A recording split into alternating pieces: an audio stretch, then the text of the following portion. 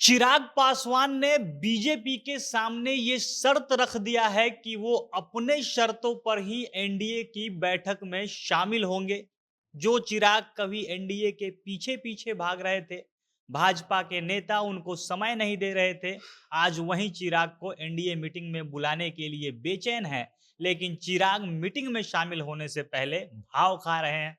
कुल मिलाकर कहानी ये है कि चिराग का समय अभी बदल चुका है। अभी उनके सितारे एकदम बुलंदी पर हैं और चिराग को अपनाने के लिए, अपने यहाँ बुलाने के लिए भाजपा अभी एकदम बाहें खोलकर खड़ी हुई है। लेकिन चिराग भाजपा के सामने शर्त पर शर्त रख रहे हैं। चिराग ने भाजपा के सामने एक नया शर्त रख दिया है और यह शर्त ऐसा है जो भाजपा का पूरा समीकरण बिगाड़ देगा। भाजपा गिरिराज सिंह के आवास पर अपने कोर कमेटी की बैठक करती है और 2024 में बिहार के 40 सीटों पर कैसे लड़ना है, इसका सारा प्लान, इसका सारा समीकरण भाजपा पहले ही बना चुकी है।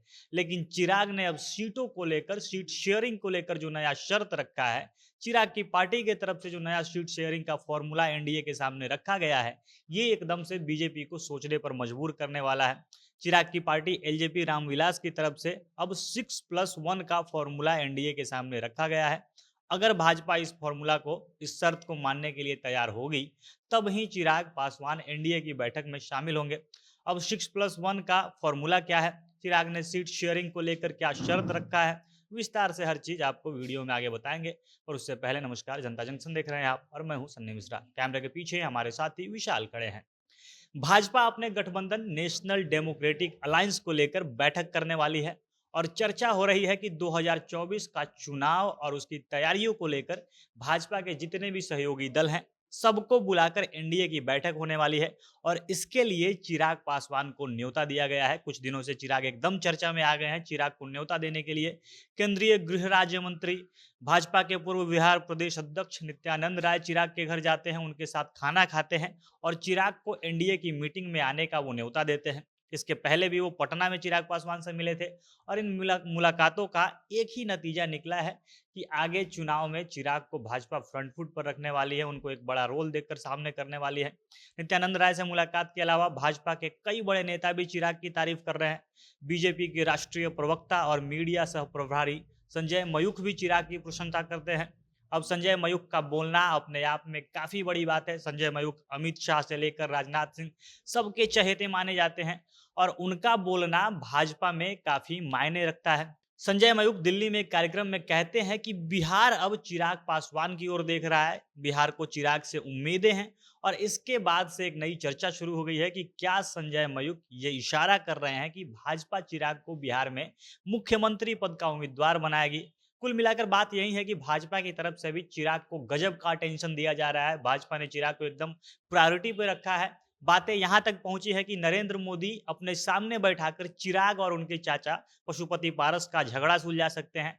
दोनों की पार्टी को वो एक कर सकते हैं, आपस में विलय करवा सकते हैं। और ये सारा चीज चिराग को 2024 के चुनाव के हिसाब से तैयार करने के लिए, अपनी शर्तों पर मनाने के लिए हो रहा है। लेकिन 18 जुलाई को मीटिंग हो, उससे पहले ही चिराग की पार्टी की तरफ से एक बड़ा शर्त रखा गया है। चिराग की पार्टी इस बैठक में शामिल होने के लिए, सीट शेयरिंग के लिए शर्त रख रही है। उनकी पार्टी की तरफ से बयान आता है कि लोजपा रामविलास यानी चिराग का जो धड़ा है, उसको आने वाले चुनाव में 7 सीट चाहिए। मतलब 6 लोकसभा सीट और 1 राज्यसभा सीट। और इसी 6+1 का फॉर्मूला चिराग की पार्टी की तरफ से दिया जा रहा है। 18 को इंडिया की बैठक होगी, इसमें चिराग के चाचा पशुपति पारस भी पहुंचने वाले हैं। और पशुपति पारस की जो लोकसभा सीट है, हाजीपुर सीट, इस पर भी चिराग दावा कर रहे हैं। चिराग के पार्टी की तरफ से अभी नया बयान आया है कि यह रामविलास की सीट है, उनके बाद यह सीट चिराग को ही जाएगी।